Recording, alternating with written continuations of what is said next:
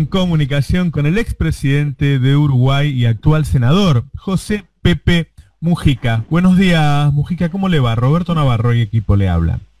Buenos días, un gusto saludarlos a la distancia, a ustedes y a través de ustedes la audiencia, por supuesto. Bueno, nos enteramos que anunció que se va a retirar de la política. ¿Por qué no nos cuenta por qué tomó esa decisión? No, que me retire del Senado no es idéntico a que me retire de la política. Ah, acá titularon mal entonces los medios, ¿vio? Sí.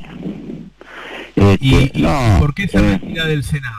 el problema es bien sencillo, la política me encanta, pero más me encanta estirar la vida todo lo que pueda.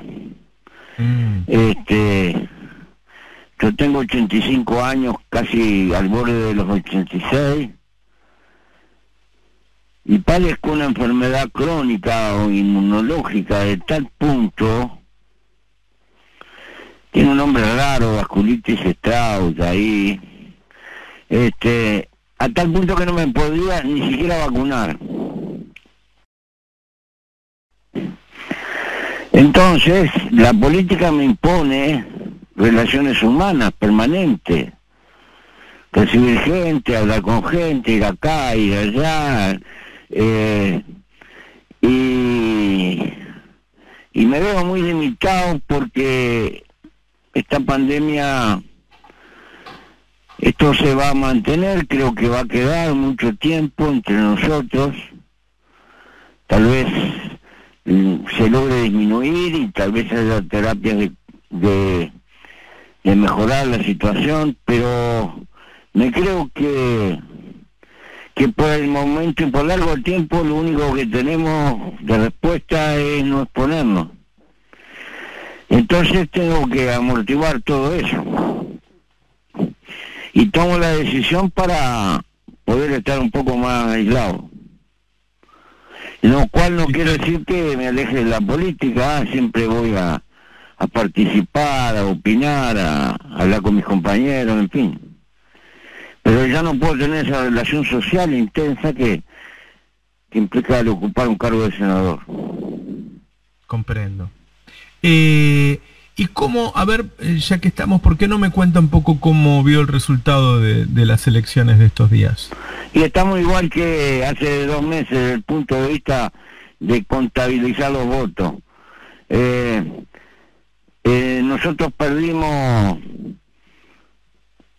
algunas 3 intendencias que teníamos en el interior, pero que habíamos ganado por poco margen, y también las perdimos por poco margen, y a su vez la coalición de gobierno en el área metropolitana, Montevideo Canelones, perdió 100 y pico de mil votos. Territorialmente perdimos terreno, pero electoralmente estamos más o menos igual. Tengan en cuenta que en Uruguay más de la mitad de la población vive en Montevideo Canelones. Entonces, pero bueno, tenemos por delante mucho trabajo. Mujica, en Bolivia hay una presidenta de facto que ha llamado a elecciones, pero no permite que participe el último presidente Evo Morales. Ocurrió lo mismo en Ecuador. Hay pedidos de captura, además, sobre estas personas. El actual presidente de Brasil fue a la elección y no se permitió que Luis Ignacio Lula da Silva vaya. Bueno, en ese momento estaba encarcelado. Hay varios sucesos así en la región. ¿Cuál es su lectura de por qué y qué aspira para el futuro de la región? Bueno, históricamente en América Latina estábamos muy acostumbrados a golpes de Estado, en general de estirpe militar. Parece que de alguna manera tenemos que irnos acostumbrando a especie de golpes que no son militares pero son civiles y tienen una finalidad diría en términos groseros y generales, más o menos parecida. Parecida en el sentido de que lo que tienen de común, que en realidad tienden a favorecer los mismos intereses. En Bolivia me entero que esta señora quieren enajenar la empresa eléctrica que había sido nacionalizada. Es coherente. Para eso es esta nueva versión de intervencionismo en la vida política de los países, un poco tortuosamente. En todas partes se apela a resortes judiciales y se precede y se continúa con campañas mediáticas, haciendo responsable de todos los males habidos y por haber, a veces a los que estaban antes. Es toda una tecnología que se ha incorporado al arsenal de las decisiones de manejar los rumbos políticos de la sociedad contemporánea. Quiere decir que nuestra democracia está bastante enferma.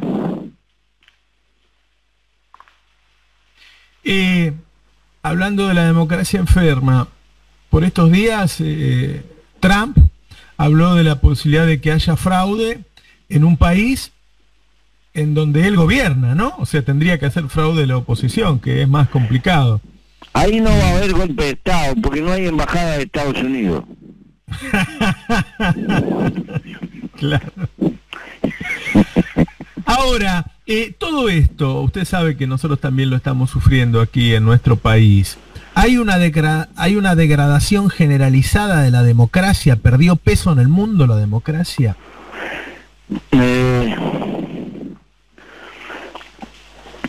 Me parece que la democracia entra en cuestión un poco fertilizada por sus propias contradicciones.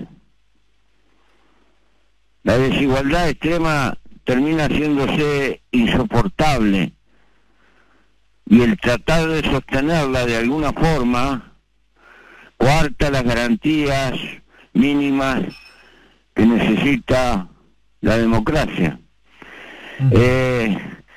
Porque, a ver si me puedo explicar. No se trata de soñar con la igualdad, de que todos tengamos el mismo ingreso, consumamos lo mismo, nos vistamos igual y así sucesivamente. Se trata de pensar en un punto de partida en materia de oportunidades más o menos semejante. Después cada cual dará lo que su compromiso y su capacidad lo establezca.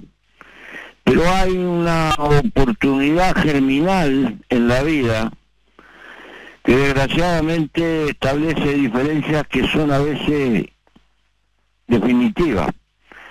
Entonces, como este problema no lo puede resolver la democracia en sus formas actuales, termina enferma porque en nuestra pobre América Latina, que dicen que es el continente más injusto, no obstante, cada 15 días más o menos hay un nuevo 1000 millonario. A pesar de la pandemia. Entonces, esto termina enfermando la democracia porque la concentración de riqueza excesiva termina horadando a la propia democracia. Establece una diferencia malsana. Entonces, lobbies, influencia, hay que tener en cuenta el punto de vista de grandes empresas, facilitar las inversiones, una cantidad de cosas, ¿verdad? Que van de la mano, porque además hay que darle respuesta a la gente y hay que generar trabajo. Y a veces hay que darle privilegio a que ya tiene mucho y se crea toda una sensación de injusticia en la propia sociedad. Alberto, Sí. siga, por favor, siga. Bueno, creo que está presente todo eso y mucho más. Entonces, la gente tiende a descreer. Y dice, la política no me interesa, son todos iguales. Ni son todos iguales, ni en el fondo puede decir que no le interesa, porque el ser humano es un animal político, porque es social, no puede vivir en soledad.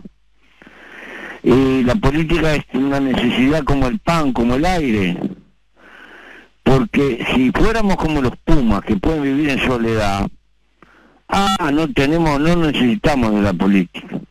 Pero resulta que la naturaleza nos hizo gregarios, dependientes de grupos sociales.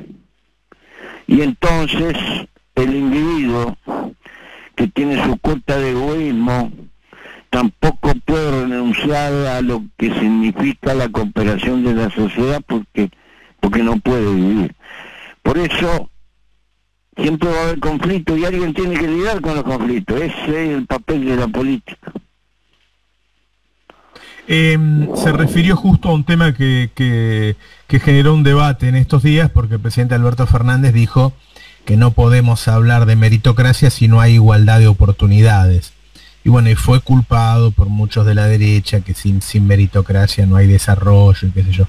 ¿Usted piensa algo así, que es necesario que haya igualdad de oportunidades para que haya meritocracia? Sí, yo creo que se toma un razonamiento extremo.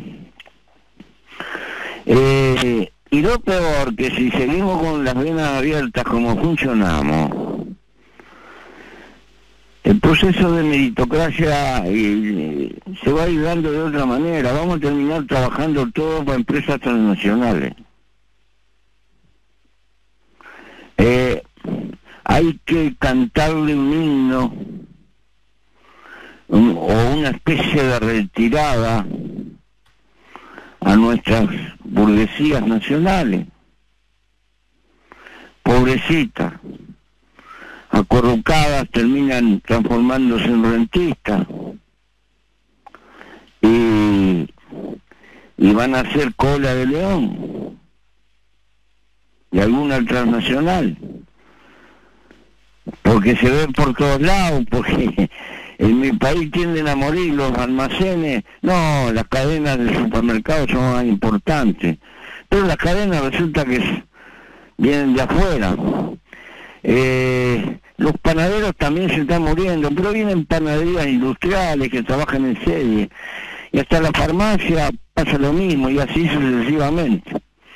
Y el hijo del dueño de aquel frigorífico formidable que se rompió el alma y tuvo lío, bancó a los trabajadores y hizo una fortuna, pero seguía peleando, los hijos no se quieren complicar la vida y terminan vendiéndoselo a una firma extranjera, y alguno se alquila de gerente.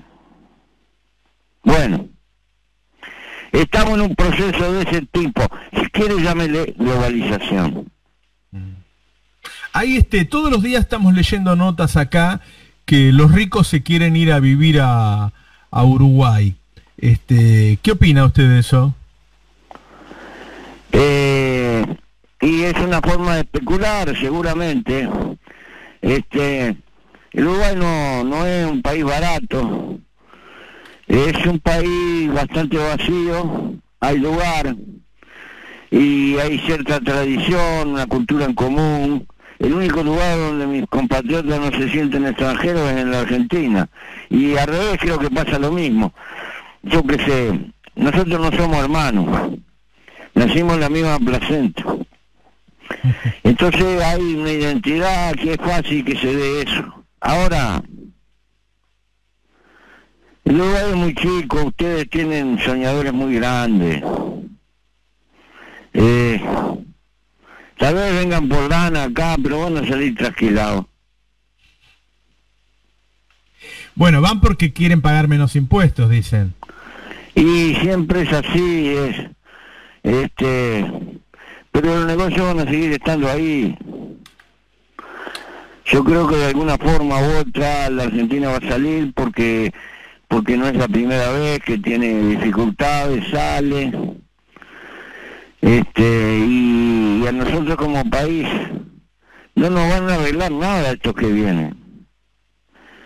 A nosotros lo que nos arreglan es que pueda viajar y la clase media argentina que no va a poder venir.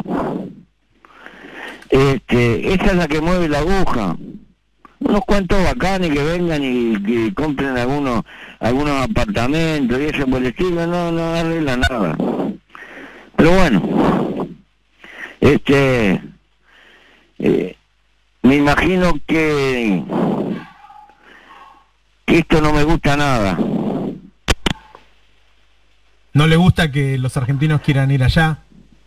No, que vengan así, que estemos dando una imagen de carroñero en un momento de dificultad de la Argentina. No comparto eso, porque a la larga yo tengo memoria. Recuerdo que un señor llamado don Juan Domingo Perón cortó el chorro y por 5 o 6 años no venía ni el loro. ¿Está? Y no creo que cosas de esas nos convengan. Pero bueno, no soy gobierno y me tengo que bancar. La calle Pou piensa distinto, claramente. Sí. Yo pienso que necesitamos mucho buena relación con Argentina, pero no favorecerme yo perjudicando al otro, porque ahí a la larga el otro que es más grande me va a cobrar más caro. En general tampoco los países latinoamericanos apoyaron a Argentina ahora en la elección del titular del BID, ¿no? Que siempre fue alguna persona de Latinoamérica, y en este caso lo impuso Estados Unidos, pero lo impuso en buena parte también con el apoyo de países latinoamericanos. Se rompió esa cosa del UNASUR que teníamos antes. Sí, clavamos la guampa. Sí, es cierto. Fue un retroceso que tal vez algún día se pueda modificar, pero bueno. ¿Cómo ve el futuro? Porque acá en Argentina algunos dicen, bueno, si el gobierno se fortalece, también puede haber un efecto contagio para otros países de la región, puede ser que gobiernos de derecha de la región pierdan ahora porque sus países no están bien, como Ecuador, como Bolivia, como Perú, que la pasaron mal en la pandemia, que haya un cambio de signo y que venga otra vez una época progresista, y otros son pesimistas y dicen, no, hay una ola de derecha imparable y esto se va a complicar aún para Argentina. Bueno, siempre que llovió paró. Y no sabemos las crisis que pueden venir, pero estoy seguro que va a haber algunos cambios. El problema es que tengamos capacidad de aprender lo que debemos de aprender. Ese es el problema, porque el único animalito que tropieza con la misma piedra es el humano. No alcanza con un mundo de declaraciones y eso. Si nuestras masas si no nos esforzamos que nuestras masas generen conciencia y sepan discernir a favor de sus propios intereses. En la historia política del mundo ha habido ejércitos de esclavos persiguiendo a esclavos que se liberaban. Así que a los humanos podemos cometer muchos errores, los pueblos también se enriedan y se equivocan, y mucho más en esta época con tanto medio, tanto algoritmo, tanta manera de manipular la cabeza de la pobre gente, que hay todo un oficio de embaucar y bueno, la democracia está prostituida también metodológicamente. Hay verdaderas teorías del descalabro, de cómo hacer desesperar un poco menos que a la gente, y todo eso conspira. Pero, como dice Yupanqui, siempre mi patria queda que el viaje que la defienda. Y entonces uno mantiene la expectativa y esperanza. Va a haber cambios políticos fuertes en Chile, seguramente. Y otros cambios va a haber. ¿Usted le da importancia a la acción de los medios y de las redes y del algoritmo, como usted dice, dentro de la manipulación pública? Es un problema importante hoy. Sí, muy importante. Tiene mucha influencia. Está bien. Y la última, ¿cómo lo ve al presidente argentino, Alberto Fernández? Y se lo dije el primer día, qué changa que te agarraste.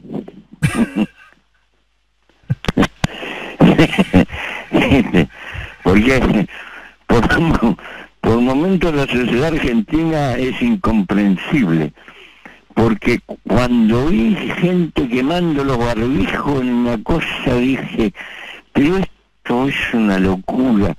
Bueno, porque no es una cuestión de izquierda, de derecha o de centro, es loco. Esta enfermedad nos está hackeando por todos lados, nos tienen una cosa ahí, y nos la agarramos con los barbijos, es una cosa que no se puede creer. Pero bueno,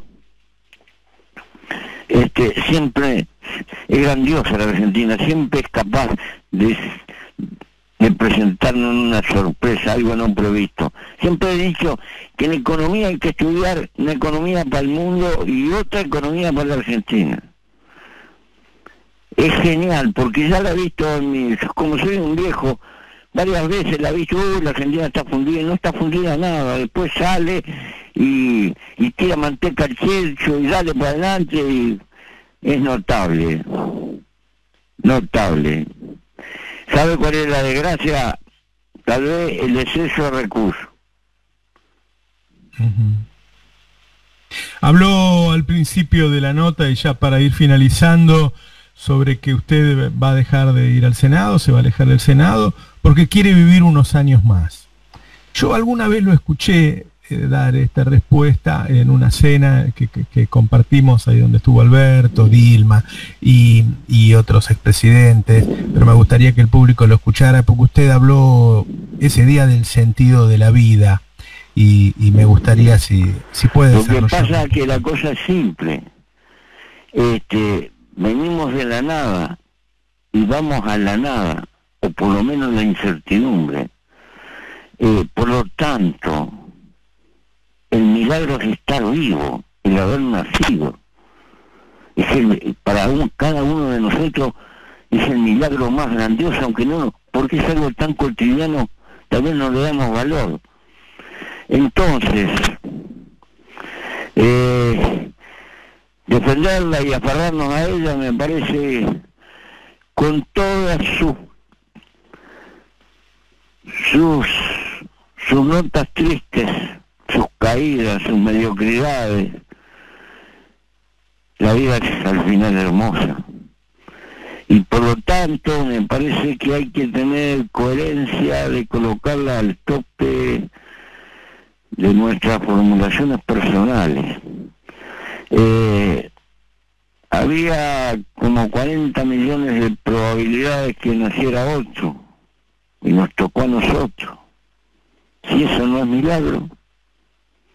Bueno, así de sencillo. Por eso hay que defender la vida en toda su forma posible. Y su militancia es parte de eso. Sí, es como tomar aire. Ya soy militante crónico, viví es militar. Y militar es vivir. Entonces, que yo no vaya al Senado es lo de menos. Si milité tantos años sin ir al Senado, ni al Parlamento, ni nada por el estilo. Ojalá que me quede el año y pueda seguir usando la palabra y el concepto. José Pepe Mujica, muchas gracias, un abrazo fraterno. Gracias, un abrazo.